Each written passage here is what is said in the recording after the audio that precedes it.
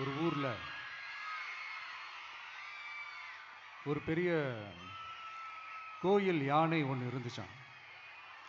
அது ரொம்ப உஷாரான யானையாம், அதை ஏமாற்றவே முடியாதான். அப்படிப்பட்ட அந்த யானையை அந்த ஊரில் இருந்த ஒரு ஒரு ஜெகஜால கில்லாடி ஒருத்தர் வந்து ரொம்ப ஈஸியாக ஏமாற்றிட்டாராம். எப்படி ஏமாத்தினார் அப்படின்னா, அந்த தேங்காய் மூடிக்குள்ளே இருந்த அந்த தேங்காய்க்கு பதிலாக சுண்ணாம்பை வச்சு அது ஒரு நெஜ தேங்காய் மாதிரி அதை ரெடி பண்ணி அதை யானைக்கிட்ட நீட்டி இருக்கிறாரு. யானையும் அந்த தும்பிக்கையை வச்சு அதை வாயில் போட்டு சாப்பிட்ருச்சான். பக்கத்தில் இருந்த ஒரு நண்பர் கேட்டாராம், எப்படிப்பா, அது ரொம்ப உஷாரான ஒரு யானையாச்சே, அது எப்படி ஏமாத்தின? நீ சுண்ணாம்பை கொடுத்துட்டா அது தேங்காய்ன்னு நினச்சி சாப்பிட்ருச்சு, எப்படிப்பா பண்ண அப்படின்னு கேட்டதுக்கு, அதெல்லாம் ஒரு தொழில் ரகசியம் ஆயாச்சாங்க,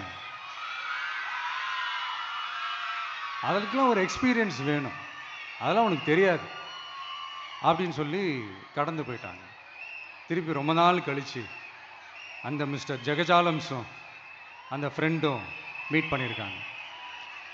அப்போ அந்த யானை டாபிக் வந்திருக்குது. அப்போ அந்த ஃப்ரெண்டு கேட்டாராம், பாவம் அந்த யானை அது உஷாரான யானை தான், எப்படி ஏமாந்துச்சுன்னு தெரியல, எனக்கு என்னமோ அது வந்து அன்னைக்கு ஒரே ஒரு தடவை தெரியாமல் ஏமாந்துருக்குமோ அப்படின்னு நான் நினைக்கிறேன் அப்படின்னு அந்த ஃப்ரெண்டு சொன்னான். உடனே, ஓஹோ, அப்போ உனக்கு என்னோட டேலண்ட் மேலே உனக்கு நம்பிக்கை இல்லை அப்படியா, சரி இப்போ பார்க்கலாமா, செகண்ட் டேர்ம் என்ன பண்ணுறான் பார்க்குறியா அப்படின்னு சொல்லிட்டு திருப்பி அந்த யானைக்கிட்ட போய் ஒரு வாழைப்பழம், அந்த உள்ளே இருக்கிற அந்த பழத்தை எடுத்து வெளியில் போட்டுட்டு உள்ளே ஒரு பஞ்சை வச்சு திருப்பி அதே மாதிரி ஒரு நெஜ வாழைப்பழம் மாதிரி அதை ரெடி பண்ணி தெனாவட்டா அந்த யானைக்கிட்ட நீட்டியிருக்காரு.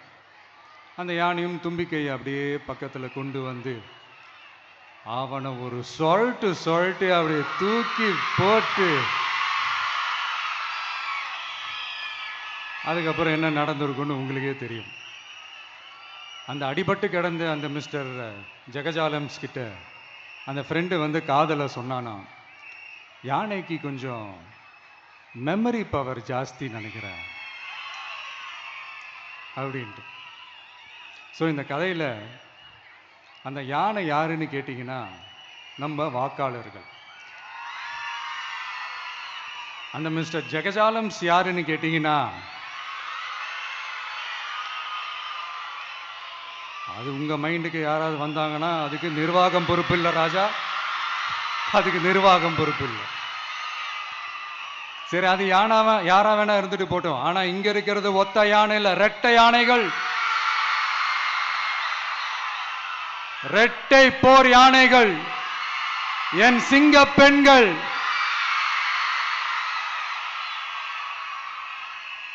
உங்களெல்லாம் யாரும் எதையும் சொல்லி ஏமாற்ற முடியாது. இப்போ இந்த விமென்ஸ் டே அன்னைக்கு ஒரு சில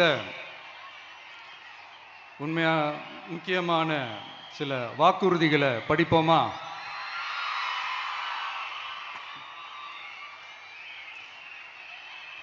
பெண்கள், குழந்தைகள் மற்றும் முதியோர் நலனில் அவர்களின் பாதுகாப்பில் அக்கறை செலுத்துவதே நம் தமிழக வெற்றி கழகத்தின் அடிப்படை நிலைப்பாடுகளில் ஒன்று.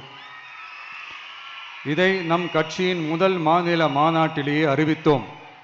அதன்படி அதற்கென தனித்துறை, அதாவது தனி இலாக்கா ஏற்படுத்தப்படும் என்று அறிவிப்பு செய்யப்பட்டது.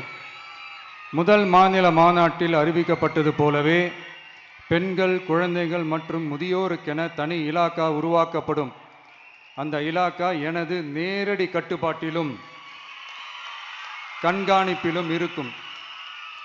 சமரசமற்ற பெண்கள் பாதுகாப்பை நோக்கி பயணிக்கும் நம் கனவு நனவாவது உறுதி என்பதை நமது தேர்தல் முதல் வாக்குறுதியாக சொல்வதில் பெருமை கொள்கிறோம்.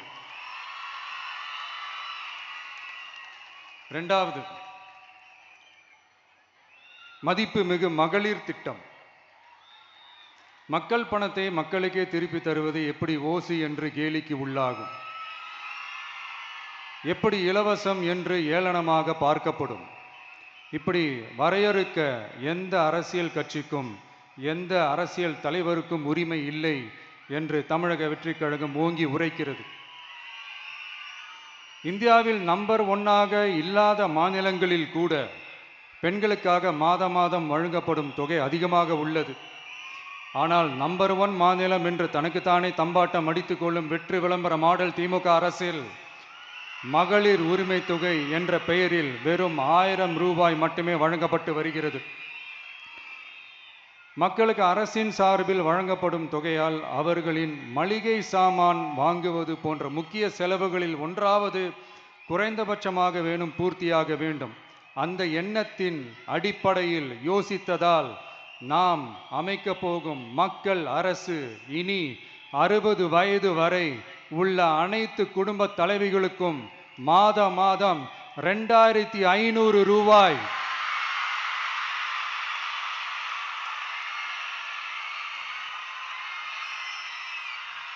வழங்கப்படும் என்பதை பெருமகிழ்வுடன் அறிவிக்கிறோம். இதில் மாநில மற்றும் ஒன்றிய அரசு ஊழியர்களாக இருப்பவர்களின் குடும்பங்களுக்கு மட்டும் விதிவிலக்கு. இப்படி செய்வதால் கூடுதலான குடும்பங்கள் பயனடையும் வாய்ப்பு அதிகரிக்கும் என்பதை நம் தாய்மார்கள் அனைவரும் மகிழ்வுடன் ஏற்றுக்கொள்வர் என்பது நமக்கு தெரியும். அடுத்து அன்னபூரணி சூப்பர் 6 திட்டம். நம் வீட்டு பெண்களுக்கு பெரும் சுமையா மாறி நிற்பது சமையல் கேஸ் விலையும் ஒன்று. தேர்தல் நெருங்கும் போது மட்டும் கேஸ் விலை குறைக்கப்படும். தேர்தல் முடிந்ததும் மீண்டும் கேஸ் விலை உயர்த்தப்படும். அந்த விலை உயர்வு நம் காதுகளில் புகை வரும் அளவிற்கும் கண்களில் கண்ணீர் வரும் அளவிற்கும் இருக்கும். தமிழகம் முழுவதும் இருக்கும் பெண்களின் மனதை அறிந்து நம் எண்ணத்தில் தோன்றியதுதான் இந்த அன்னபூரணி சூப்பர் 6 திட்டம்.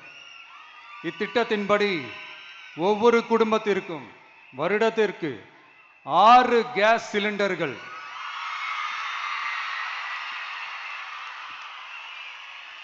கட்டணமின்றி வழங்கப்படும்.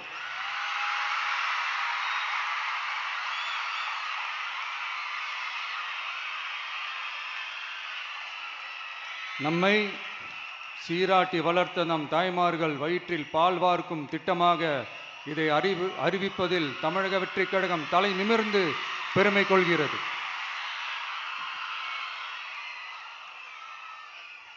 அடுத்து அண்ணன் சீர்திட்டம்.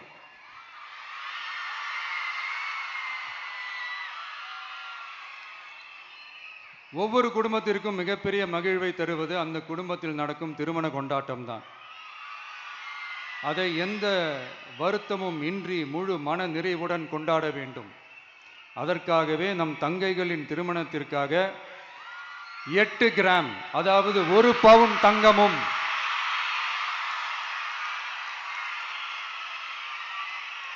1 பவுன் தங்கமும் தரமான பட்டு சேலையும்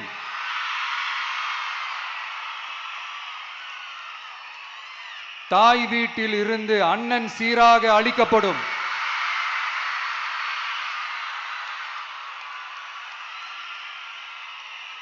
இப்படியான அந்த மகிழ்வை பங்கேற்பதில் தமிழக வெற்றிக் கழகமும் நாமும் பெரும் மகிழ்ச்சி அடைவதை தெரிவித்துக் கொள்கிறோம்.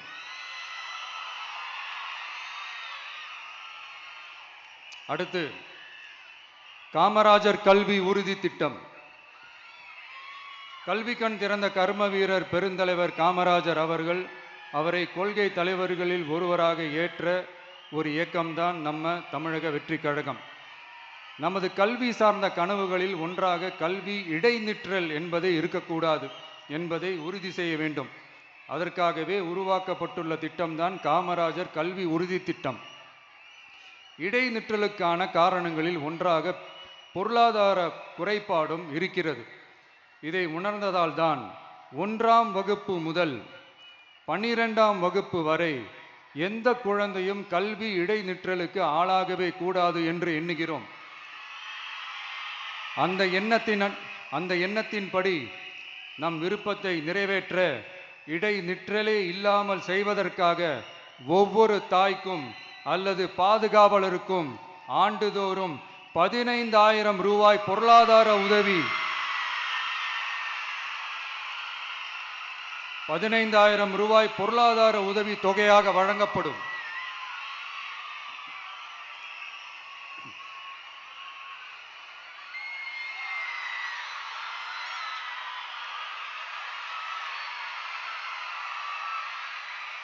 அடுத்து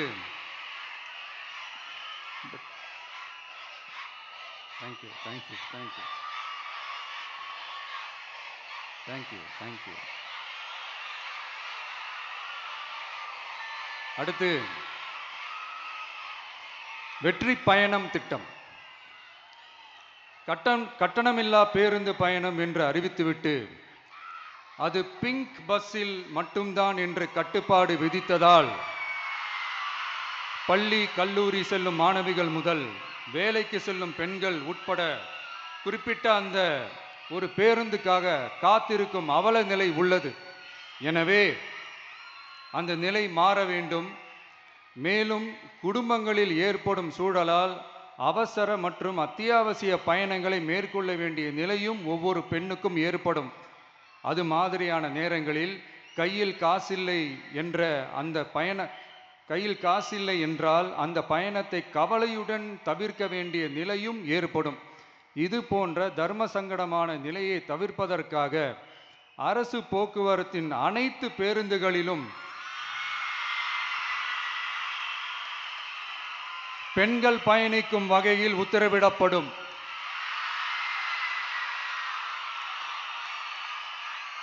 இதன் மூலம் தமிழகத்தின் எந்த மூலையில் இருந்தும் எந்த இடத்திற்கும் அனைத்து பெண்களும் கட்டணமின்றி பயணிக்கலாம்.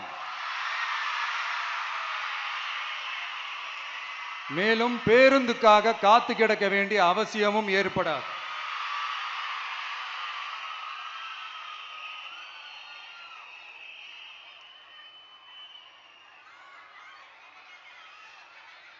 அடுத்தது zero tolerance for crimes against women. பெண்களுக்கு எதிரான குற்றமே இல்லை என்ற நிலையை உருவாக்க வேண்டும். அதன் அடிப்படையில் தான் zero tolerance for crimes against women என்பதை உறுதிப்படுத்த வேண்டும் என்பது நம் மிகப்பெரிய கனவு, நம்மளுடைய விருப்பம். 2 வயது குழந்தைக்கு நேர்ந்த கொடுமை, விமான பணிப்பெண்ணுக்கு நேர்ந்த கொடுமை என இந்த கொடுமைகளில் ஈடுபட்டதே திமுக நிர்வாகி ஒருவரும் திமுக கவுன்சிலர் ஒருவரும் தான் என்பது செய்திகள் வழியாக எல்லாரும் அறிந்த ஒன்று. இதையெல்லாம் தடுக்க வேண்டும். பெண்கள் பாதுகாப்பை உறுதி செய்யும் வகையில் ராணி வேலு நாச்சியார் படை ஏற்படுத்தப்படும்.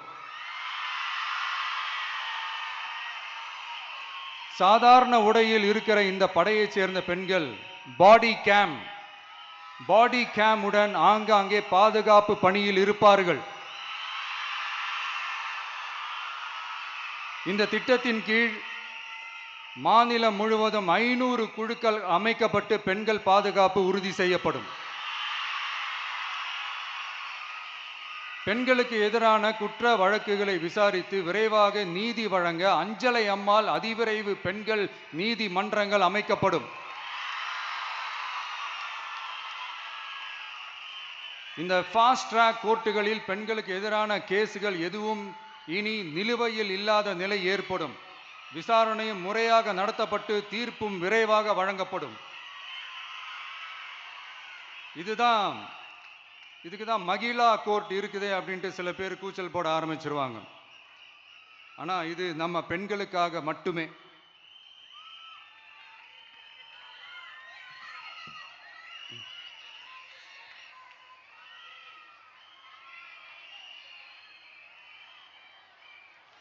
பொது போக்குவரத்து வாகனங்களில் பயணம் செய்யும் பெண்கள் பாதுகாப்பிற்காக ஸ்மார்ட் பேனிக் பட்டன்ஸ் அறிமுகப்படுத்தப்படும்.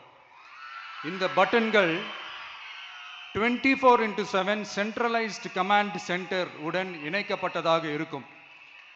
அந்த பட்டன்கள் தனியார் ஷேர் ஆட்டோக்கள் உட்பட அனைத்து பொது போக்குவரத்து வாகனங்களிலும் பொருத்தப்படும்.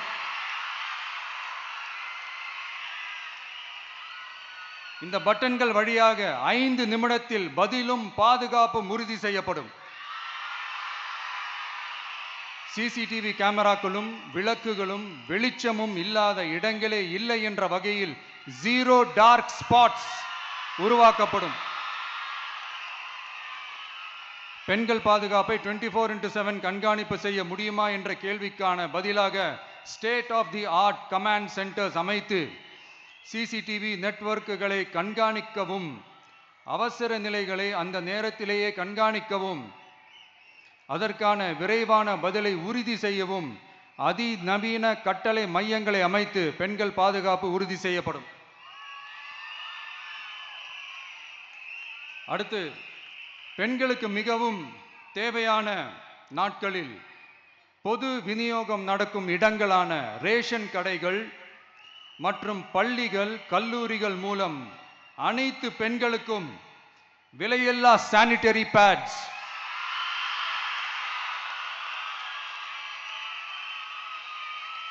வழங்குவது உறுதி செய்யப்படும்.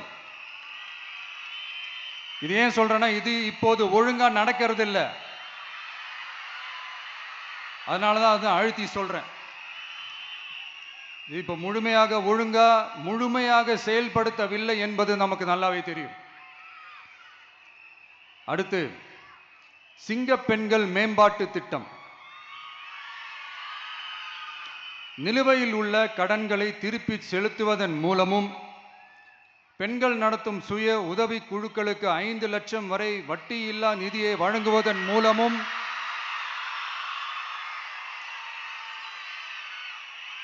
சுய உதவி குழுக்களின் உற்பத்தி திறன் மேம்படுத்தப்படும். சுய உதவி குழுக்களில் இருந்து பதிவு செய்யப்பட்ட MSMEகளாக மாறுபவர்களுக்கு ஆண்டுதோறும் 5 லட்சம் வழங்கப்படும். அதாவது 100% மானியமாகவே வழங்கப்படும். அடுத்து, தாய்மாமன் தங்க மோதிரம் திட்டம்.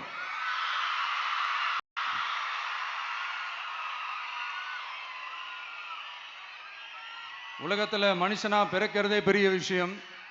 அதுலேயும் நம்ம தாய்நாடான தமிழ்நாட்டில் பிறக்கிறது மிகப்பெரிய வரம். அப்படி நம்ம தமிழ்நாட்டில் பிறக்கிற குழந்தைகளை வரவேற்கும் திட்டம் தான் தாய் மாமன் தங்க மோதிரம் திட்டம். தமிழ்நாட்டில் பிறக்கும் ஒவ்வொரு குழந்தைக்கும் அரசாங்கத்தின் ஆசீர்வாதமாக ஒரு தங்க மோதிரம் வழங்கப்படும். கூடவே ஒரு பேபி வெல்கம் கிட்டும் வழங்கப்படும்.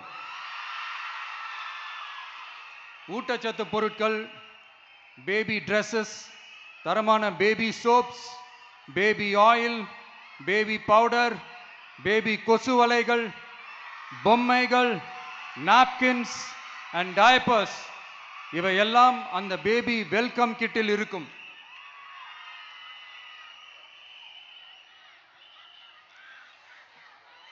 இதெல்லாம் சும்மா சாம்பிள் தான். இன்னும் ரெடி ஆயிட்டு இருக்கு. வரப்போற நாட்களில் அதை நான் சொல்றேன்.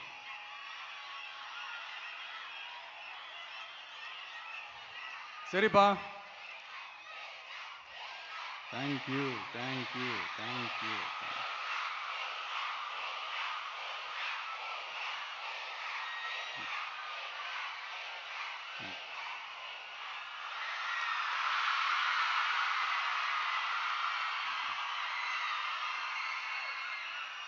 சரிப்பா, வாக்குறுதிகள்லாம் கொடுக்குற, உறுதிமொழிகள்லாம் கொடுக்குற, இதெல்லாம் ஓகே தான். ஆனால் ஸ்டாலின் சார் செய்ய முடியாததை நீ எப்படி செய்வ அப்படின்னு உங்களுக்கு ஒரு கேள்வி ஒன்று வரும். அது சிம்பிளாக ஒன்று சொல்கிறேன். இப்போ தான் ரீசெண்டாக அதை பற்றி நான் முழுமையாக ஒன்று தெரிஞ்சுக்கிட்டேன். நம்ம மாநிலத்துக்கான மொத்த பட்ஜெட் வந்து 4.39 லட்ச கோடிகள். அதில் 30% ஸ்டாலின் சார் டாக்ஸுக்கு போகுது. இது என்னடா புது டாக்ஸ்ன்னு கேட்குறீங்களா? ஆமாம், இந்த பட்ஜெட்லேருந்து ஒதுக்குற நிதியில் 20% ஸ்டாலின் சாருக்கு போகுது. அதில் 10% அவங்க மந்திரிங்களுக்கு போகுது. மொத்தமாக 30% ஆச்சா? கவர்மெண்ட்டுக்கு தான் வரி கொடுப்பாங்க, ஆனா கவர்மெண்ட்டே ஒருத்தவங்களுக்கு வரி கொடுக்குதுன்னா அதுக்கு பேர் ஸ்டாலின் சார் டாக்ஸ் தானே. இதை விட நாகரிகமா நீங்க அடிக்கிற கொள்ளையும் நீங்க அடிக்கிற ஊழலையும் சொல்ல முடியாது. மக்களுக்காக ஒதுக்குற பணத்தை நீங்க அப்படியே சைட்ல ஒதுக்காம மொத்த பணத்தையும் மக்களுக்கே செலவு பண்ணிட்டா ஒரு சூப்பரான நல்ல அரசாங்கத்தை கொடுக்கலாம்ல.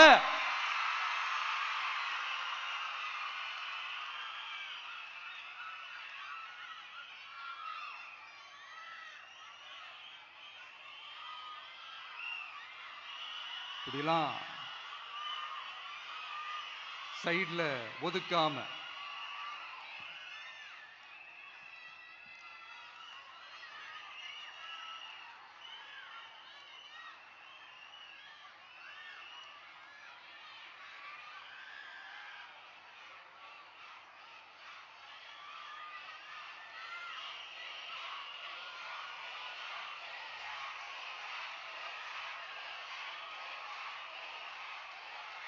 கவர்மெண்ட்ல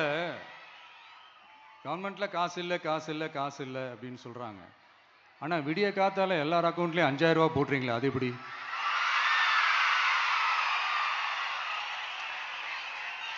$2000 போடுறீங்க, 3000 போடுறீங்க, 4000 போடுறீங்க, இதெல்லாம் எப்படி? ஸோ கவர்மெண்ட்ல காசு இருக்குது, பற்றாக்குறை தான் காரணம். அந்த பற்றாக்குறைக்கு காரணம் என்னன்னா இந்த மாதிரி ஸ்டாலின் சார் டாக்ஸ்.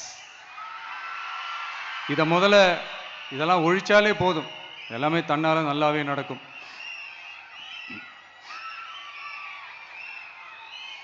அப்புறம் ரீசண்டா இருக்கிற நிறைய பிரச்சனைகள்ல சில பிரச்சனைகள்லாம் ஓடிட்டு இருக்கு இல்லையா, அதெல்லாம் நீங்க அதுக்கு போராடி ஹர்ட் ஆகிறதெல்லாம் நான் பார்க்குறேன். அதை பார்த்து எனக்கு ஹர்ட் ஆகுது.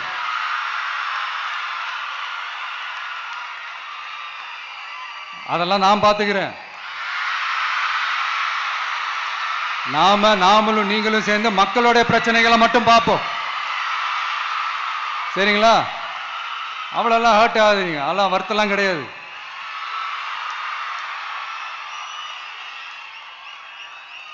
சரியா?